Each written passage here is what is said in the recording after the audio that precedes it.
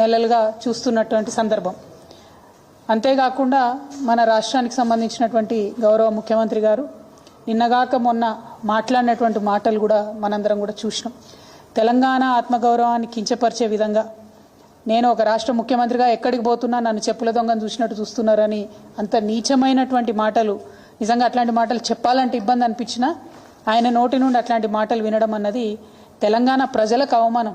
అది సీఎం చైర్కి అన్నది పక్కన పెడితే మనది అన్ని రాష్ట్రాల్లాగా కాదు. మనం ఆత్మగౌరవంతో పోరాటం చేసి 60 ఏళ్ళు సాధించుకున్నటువంటి రాష్ట్రం. అటువంటి రాష్ట్రాన్ని ఎంత గౌరవప్రదంగా మనం కాపాడుకుంటే అంత బాగుంటుంది. కానీ తెలంగాణ ఆత్మగౌరవాన్ని కించపరిచే విధంగా ముఖ్యమంత్రి గారు మాట్లాడడం బాధాకరం. అయితే ముఖ్యమంత్రి గారి మాటల వెనకాల ఆక్రోశము, బాధ వేరే ఉన్నది. ఏంది వేరేది? మొన్ననే మనం చూసినాం 400 ఎకరాలు కంచగచ్చిబౌలి భూముల్ని కుదవబెట్టి 10,000 కోట్ల రూపాయలను అప్పుగా తీసుకొని రావడం జరిగింది. యావత్ ప్రపంచం ముందు తెలంగాణ పరువు తీసినటువంటి ఉదంతాన్ని కూడా చూసినాం. అక్కడ ఉన్నటువంటి నెమళ్లను, చెట్లను అన్నిటినీ నాశనం చేస్తే ప్రపంచవ్యాప్తంగా ఉన్న పర్యావరణవేత్తలందరూ కూడా బాధపడ్డ విషయం చూసినాం. మరి ఎందుకంత పట్టుదల? ఎందుకు ఆ భూములు అమ్మాలి? ఎందుకు 10,000 కోట్లు తెచ్చుకోవాలి అంటే ముఖ్యమంత్రి గారు కంప్లీట్గా ఆలోచన ఏంటంటే తెలంగాణ రాష్ట్రంలో టీఎస్ఐఐసిలో, ఇదివరకు టీఎస్ఐఐసి అన్నాము, ఇప్పుడు వాళ్ళు టీజీఐఐసి అంటున్నారు, ఇండస్ట్రియల్ ఇన్ఫ్రాస్ట్రక్చర్ డెవలప్మెంట్ కార్పొరేషన్లో 1,75,000 ఎకరాల పైచిలకు భూమి కేసీఆర్ గారు జమ చేసి పెట్టిండ్రు. కేవలం హైదరాబాద్లో కాదు, జిల్లాలలో ఉన్నటువంటి అన్ని కేంద్రాలలో కూడా ఫ్యూచర్లో ఇండస్ట్రియల్ ఎక్స్పాన్షన్ కోసం అని చెప్పి టీఎస్ఐఐసిని ఒక స్ట్రాంగ్ పవర్ఫుల్ ఎంటిటీగా తయారు చేసి పెట్టిండ్రు. ఇవాళ రేవంత్ రెడ్డి గారి కుట్ర ఏంటంటే ఆ భూములన్నింటినీ కూడా కుదవబెట్టాలి. కంచగచ్చిబౌలి శాంపుల్ మాత్రమే 1,75,000 ఎకరాల తెలంగాణ వ్యాప్తంగా ఉన్న భూముల్ని కుదవబెట్టడానికి ఒక మంచి కుట్రపూరితమైనటువంటి స్కెచ్ రేవంత్ రెడ్డి గారు తయారు చేసుకున్నారు. మరి తయారు చేసుకున్నారు, కానీ ఆ విషయాన్ని ప్రజల నుంచి దాచిపెట్టాలనేటటువంటి ప్రయత్నం చేస్తున్నారు. మీ అందరికి కూడా తెలుసు, నా దగ్గర నిర్దిష్టమైనటువంటి ఆధారాలు లేకపోతే నేను మాట్లాడను. ఇవాళ నా చేతిలో ప్రభుత్వం ఇచ్చినటువంటి జీవో నంబర్ 12 ఉన్నది. GO number 12. ఈ జీవో ఏప్రిల్ 11వ తారీఖున ఇచ్చిరు ఈ సంవత్సరంలో. కానీ ఇది మీకు ఎక్కడ ప్రభుత్వ వెబ్సైట్లో కనబడదు, ఇండస్ట్రియల్ ఇన్ఫ్రాస్ట్రక్చర్ కార్పొరేషన్ వెబ్సైట్లో కనబడదు, ఎక్కడ కూడా కనబడదు. ఎందుకు ఇంత రహస్యం? ఎందుకోసం దాచిపెట్టినరు? ఏమున్నది ఈ జీవోలా? ఇది చెప్పడానికే నేను ఇవాళ తెలంగాణ ప్రజల ముందుకు రావడం జరిగింది. ఈ జీవోలో ఏం చెప్తుందంటే ప్రభుత్వము ఇప్పటి వరకు Telangana state industrial infrastructure corporation అనేటటువంటిది ఒక ప్రైవేట్ లిమిటెడ్ కంపెనీగా ఉన్నది. ఇప్పుడు దాన్ని రేవంత్ రెడ్డి గారి ప్రభుత్వం నిర్ణయం తీసుకొని పబ్లిక్ లిమిటెడ్ కంపెనీ కింద మార్చడం జరిగింది. మరి ఏం మార్పు వస్తుంది ప్రైవేట్ లిమిటెడ్ కంపెనీ నుంచి పబ్లిక్ లిమిటెడ్ కంపెనీ చేస్తే అంటే ఇంకా 1,000 కోట్లు ఎక్కువ రుణాలు తీసుకొచ్చేటటువంటి అవకాశం ఉంటుంది. మొత్తం తెలంగాణలో ఉన్నటువంటి 1,75,000 ఇండస్ట్రియల్ ఐడెంటిఫైడ్ భూములు ఏవైతే ఉన్నాయో వాటిని అన్నిటినీ కూడా స్టాక్ ఎక్స్చేంజ్లో కుదవబెట్టేటటువంటి అవకాశం వస్తుంది. అందుకోసమే ప్రైవేట్ లిమిటెడ్ కంపెనీ ఉన్నటువంటి టీఎస్ఐఐసిని ఇలా పబ్లిక్ లిమిటెడ్ కంపెనీగా రేవంత్ రెడ్డి గారు మార్చడం జరిగింది. మార్చడంతోనే దీంట్లో ఏమొచ్చింది, ఇదే జీవోలో చెప్తారు. మార్చుతూ వాళ్ళు నిర్ణయం తీసుకుంటే ఏమొచ్చిందంటే the company got listed on 11/12/2024 at National Stock Exchange and the company status got changed to high value debt listed entity.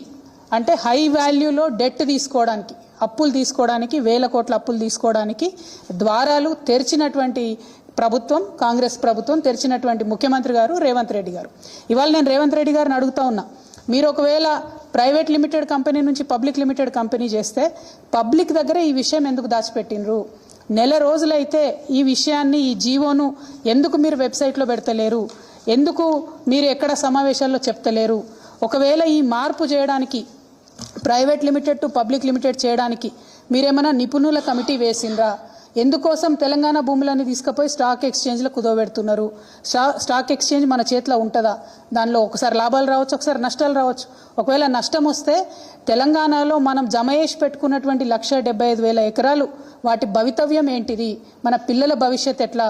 రేపు ఎవరైనా కొత్తగా పెట్టుబడులు పెడతామని వస్తే వాళ్ళకి ఏం భూములు ఇస్తాం, మనము ఎట్లా ఫెసిలిటీస్ క్రియేట్ చేస్తాము అంటే మీరు తెలంగాణ రాష్ట్ర భవిష్యత్తు మీద ఏమాత్రం ఆలోచన లేకుండా డైరెక్ట్గా పబ్లిక్ లిస్టెడ్ కంపెనీ చేసి దీన్ని స్టాక్ ఎక్స్చేంజ్లో లిస్ట్ చేయడం అన్నది చాలా దారుణం. ఈ విషయాన్ని ప్రజలకు చెప్పకపోవడం అన్నది మరింత దారుణం. నేను ఇవాళ ప్రశ్నిస్తూ ఉన్నాను, మీరు ఎందుకు ఈ మార్పు చేసిండ్రు? మార్పు చేసినట్టయితే ప్రజలకు ఎందుకు చెప్తలేరు? ఇంత రహస్యం ఏమున్నది ఈ జీవోలో అన్నది నేను అడుగుతా ఉన్నాను. అదేవిధంగా రేవంత్ రెడ్డి గారు ఎప్పుడు మాట్లాడుతూ ఉంటారు, 8 లక్షల కోట్ల అప్పు చేసిరు కేసీఆర్ గారని. నిన్నగాక మొన్న సెంట్రల్ గవర్నమెంట్కి సంబంధించినటువంటి వ్యక్తులే చెప్పిండ్రు, ఈ రోజు కూడా రాష్ట్ర అప్పు 4,20,000 కోట్లు ఉందని చెప్పి సెంట్రల్ గవర్నమెంట్ నుంచి పార్లమెంట్లో ఇచ్చినటువంటి జవాబు ఆధారంగా చెప్పిండ్రు. కానీ ఈ 16 నెలల్లో రేవంత్ రెడ్డి గారు తీసుకొచ్చినటువంటి అప్పు 1,80,000 కోట్లు దాటిపోయింది. ఆ తర్వాత కొంచెం మేము స్టడీ చేసినాం, మరి 1,80,000 కోట్లు అప్పు తెచ్చిండు ముఖ్యమంత్రి గారు, ఈయన ఏం చేసిండు దీంతోనే అని. ఒక ప్రాజెక్టు కట్టలేదు, పూర్తిగా రైతు భరోసా ఇయ్యలేదు, పూర్తిగా రైతు బీమా ఇయ్యలేదు, పూర్తిగా రుణమాఫీ చేయలేదు, ఒక పెన్షన్ పెంచలేదు, తులం బంగారం ఇయ్యలేదు, మహాలక్ష్మి పథకం పెట్టలేదు, ఆడపిల్లలకు స్కీమ్ ఇయ్యలేదు, ఏమి చేయలేదు. కానీ తెచ్చిన 1,80,000 కోట్లు మాత్రం ఆరత కర్పూరం కరిగిపోయినట్టు కరిగిపోయినాయి. లెక్కలు బాగా తీస్తే తెలిసింది ఏంటంటే కేవలం 80,000 కోట్లు మాత్రమే ఇదివరకు చేసినటువంటి అప్పులు చెల్లించడానికి ఈ ప్రభుత్వం ఉపయోగించింది. ఇంకా 1,00,000 కోట్లు ఎక్కడికి పోయినాయి? మరి ఆ జవాబు చెప్పాల్సినటువంటి అవసరం ప్రజలకు ఉంది. ఇవాళ నేను డెఫినెట్గా ఆధారాలతో ఆరోపణ చేస్తూ ఉన్నాను, 1,00,000 కోట్ల రూపాయలు రేవంత్ రెడ్డి గారు పెద్ద కాంట్రాక్టర్లకు పేమెంట్లు చేసిండ్రు. ఒక తట్టెడు మట్టి కూడా ఎత్తిపోయకుండా 1,00,000 కోట్ల రూపాయలను కాంట్రాక్టర్లకు పేమెంట్ చేసిరు. ఇక కాంగ్రెస్ సర్కార్ విషయం మీ అందరికీ తెలిసిందే, వాళ్ళు 20% సర్కార్ కమిషన్ కాబట్టి 20% కమిషన్ సర్కార్ కాబట్టి అందులో 20,000 కోట్లు డైరెక్ట్గా రేవంత్ రెడ్డి గారి సొంత ఖజానాకు పోయిందని ఇవాళ నేను ఆరోపణ చేస్తూ ఉన్నాను. ఇది తప్పైతే ప్రభుత్వం తరఫు నుండి శ్వేతపత్రం రిలీజ్ చేయండి. మీరు 1,00,000 కోట్లు ఏం చేసిండ్రో చెప్పండి. 80,000 కోట్లు మీరు డెట్ పే చేసినట్టు మొన్న బడ్జెట్లో ఇచ్చినటువంటి డాక్యుమెంట్స్ ద్వారా తెలిసింది. కానీ ఇంకా ఎందుకు అప్పు తెస్తున్నారు? తెస్తుంటే దానికి ప్రణాళిక ఎక్కడ ఉంది? ఏం ప్రాజెక్టు కట్టిండ్రు? ఇవాళ నేను కాదు, గ్రామాలలో ఉన్నటువంటి ప్రజలు బాధపడుతున్నారు. పల్లె ప్రగతి మొత్తం పడకేసింది. కనీసం మోరీలు క్లీన్ చేసేటటువంటి పరిస్థితి లేదు, ఈ జీతాలు ఇచ్చేటటువంటి పరిస్థితి లేదు. మరి ఎందుకు ఇన్ని వేల కోట్లు అప్పు తెస్తున్నారు? ఎందుకు రాష్ట్ర భవిష్యత్తును ఇబ్బంది పెట్టేటటువంటి పరిస్థితి క్రియేట్ చేస్తున్నారని నేను ముఖ్యమంత్రి గారిని డిమాండ్ చేస్తూ ఉన్నాను. ప్రభుత్వం ఖచ్చితంగా శ్వేతపత్రం ఇవ్వాలని కూడా డిమాండ్ చేస్తూ, మరి తెలంగాణ రాష్ట్ర గౌరవాన్ని ఒక పక్క తాకట్టు పెడుతున్నారు, అవమానపరుస్తున్నారు. ఇంకొక పక్క తెలంగాణ బిడ్డల భవిష్యత్తును కూడా నేషనల్ స్టాక్ ఎక్స్చేంజ్లో మీరు తాకట్టు పెడుతున్నారు. దీన్ని మేము తీవ్రంగా ఖండిస్తున్నాం. ఒకవేళ మీరు ప్రైవేట్ లిమిటెడ్ కంపెనీ నుండి పబ్లిక్ లిమిటెడ్ కంపెనీని చేయడంలో నిపుణుల యొక్క సూచనలు లేకపోతే ఈ నిర్ణయాన్ని వెనక్కి తీసుకోవాలని కూడా ఈ సందర్భంగా నేను ప్రభుత్వాన్ని డిమాండ్ చేస్తున్నాను. సరైనటువంటి రీసెర్చ్ చేసిన తర్వాతనే ఇట్లాంటి మార్పులు జరగాలి, అది కూడా ప్రజల నాలెడ్జ్లో ఉండి జరగాలని చెప్పి నేను ప్రభుత్వాన్ని డిమాండ్ చేస్తూ ఉన్నాను. Thank you. జై తెలంగాణ. ఎవరికి ఇస్తారే? వాళ్ళ సొంత మంత్రి గారు ఉన్నారు, వారికి ఒక పెద్ద కంపెనీ ఉన్నది, ఇంకొక మెగా కంపెనీ ఉన్నది. అట్లాంటి వాళ్ళకి తప్ప ఎవరికి ఇస్తారు? సర్పంచ్లకు బిల్లులు ఇస్తలేరు, ఎక్కడా కూడా పెండింగ్ పనులు గ్రామాలలో చేస్తలేరు. కేసీఆర్ గారు ఇచ్చినటువంటి రోడ్ ప్రాజెక్టులు కావచ్చు, చెరువు పూడిక తీసేటటువంటి కార్యక్రమాలు కావచ్చు, వాటిని అన్నింటినీ కూడా యునానిమస్గా క్యాన్సిల్ చేసిండ్రు. ఈ 16 నెలల్లో ఎక్కడన్నా ఒక చెరువునన్నా మట్టి తీసిండ్రా? ఎక్కడన్నా ఒక చిన్న తట్టెడు మట్టి ఎత్తి పోసిండ్రా? అది ప్రజల దృష్టిలో ఉన్నది. సో వీళ్ళు ఎంతసేపు ఏంటంటే పెద్దోళ్ళకి 1,00,000 కోట్లు ఇవ్వాలి, దానిలోకి 20% కమిషన్ తీసుకోవాలి. ఈ ఎజెండా మీద ప్రభుత్వం నడుస్తున్నట్టుగా తెలుస్తోంది.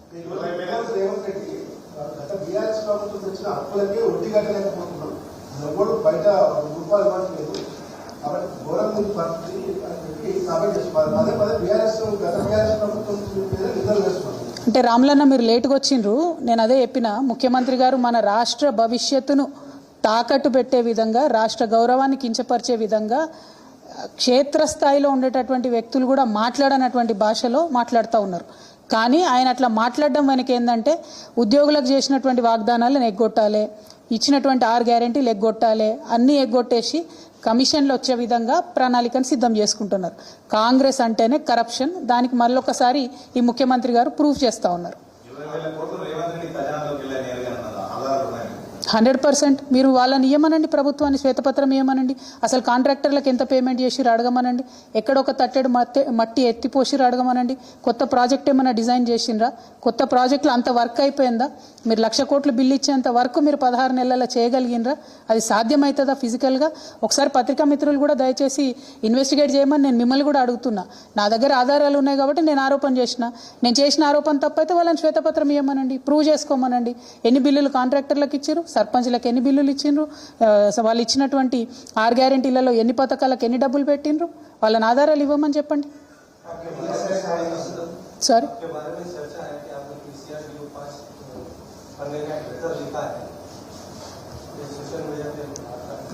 नहीं, मेरे बारे में तो चर्चा बहुत होता जी, ये नई बात नहीं है. बहुत सालों से चर्चा चलता मेरे बारे में. నా గురించి రకరకాల కథనాలు వస్తూనే ఉంటాయి, రకరకాల ఆరోపణలు కుట్రలు అని చెప్పి సోషల్ మీడియా అంతా బాగా నా మీద ప్రేమ అభిమానాన్ని ప్రదర్శిస్తుంటారు. నేను రిక్వెస్ట్ చేసేది ఒకటే, ఇవన్నీ ఎవరు చేస్తున్నారు ఏందో అన్నీ తెలుసు నాకు, కానీ సమయం సందర్భం వచ్చినప్పుడు మాట్లాడతాం. ఇట్లాంటి అంశాలను పెద్దగా ప్రాధాన్యత ఇచ్చి మాట్లాడాల్సినటువంటి అవసరం ఇప్పుడు లేదని చెప్పి నేను భావిస్తూ ఉన్నాను.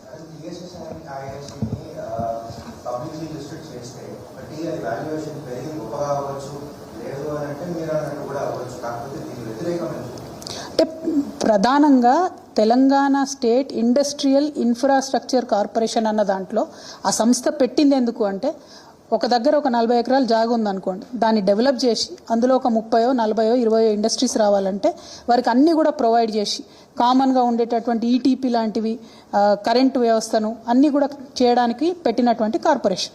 అంటే ఎగ్జిస్టింగ్ ల్యాండ్ని డెవలప్ చేసి ఇండస్ట్రీస్ రావడానికి వీలుగా చేసేటటువంటి కార్పొరేషన్.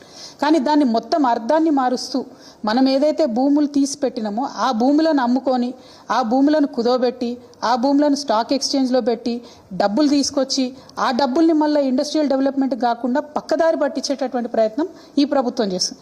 అదే మాకున్నటువంటి అభ్యంతరం. ఒకవేళ టీఎస్ఐఏసీ కనుక తన పని చేసుకుంటూ ఎగ్జిస్టింగ్ ల్యాండ్ని డెవలప్ చేసి ఇంకా పెట్టుబడులను ఆకర్షించి ఇంకా ఇండస్ట్రీస్ని తీసుకొస్తే వెల్కమ్ చేస్తాం. కానీ అట్లా చేస్తలేరు కదా.